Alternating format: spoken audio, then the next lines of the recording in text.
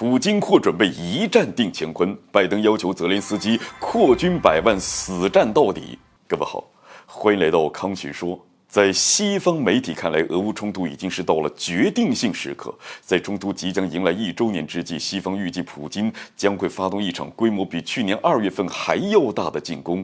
在一些西方媒体看来，普京可能是想在俄乌冲突1周年之际，依靠一场大规模的战役来一战定乾坤，为早日结束俄乌冲突做充足的准备。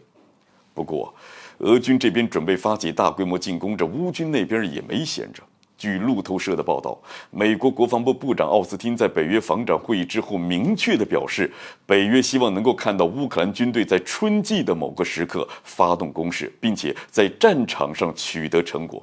同时，北约也会尽力保证乌军在装甲能力还有火力持续性方面的补给。实际上，从武器装备来看，乌克兰在春季发动大反攻的能力是有的。美国已经首次将远程火箭弹纳入了对乌军军事援助当中，来自西方国家的主战坦克、装甲车等等装备也会在近期送到乌军的手中。目前，很多乌克兰军人正在接受有关这些坦克的操作训练。媒体预计，最快3月份，西方的主战坦克就会出现在俄乌战场。反导式兵源问题成了乌军发动春季大反攻的一大障碍。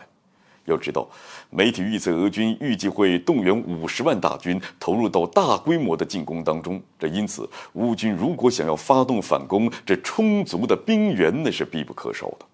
据俄媒报道，目前乌克兰境内的许多残疾人、老年人和妇女都被抓往了前线进行作战。据悉，乌军这次任务是将作战人数扩充到100万，而目前在战场上，乌军的炮声已经是越来越少，这说明他们正在积蓄炮弹，准备等西方武器和征召人员到位之后，发起一次大的反攻。面对俄罗斯的大规模进攻，这乌克兰要扩军100万，这原本也没什么好争议的。但是将老弱病残都抓到前线，这就很过分了吧？这泽连斯基难道不知道这些老人妇女的战斗力很有限吗？这其实乌克兰扩军的举动完全就是受拜登逼迫的。据悉，是美国要求乌克兰在获得西方武器装备时，在战场上获得进展，否则美国将不会对他们有求必应。同时，拜登也希望乌克兰能够展示一些成功，这样就能够体现出他的光辉形象，有利于其参与2024年的大选。因此，乌克兰扩军100万和俄罗斯死战到底，可以看成是拜登向泽连斯基提出的要求。不过即使是乌克兰征召了100万大军，如愿从西方拿到了先进的坦克，恐怕也很难改善其在东线战场上的颓势。毕竟，俄罗斯的大规模进攻即将到来，而乌克兰的反攻还尚在计划当中。一旦俄军彻底拿下了乌东地区，那么俄乌冲突的主动权就会落到俄军的手里。届时乌克兰将彻底的失去反攻的能力，除非美国和北约亲自下场。好了，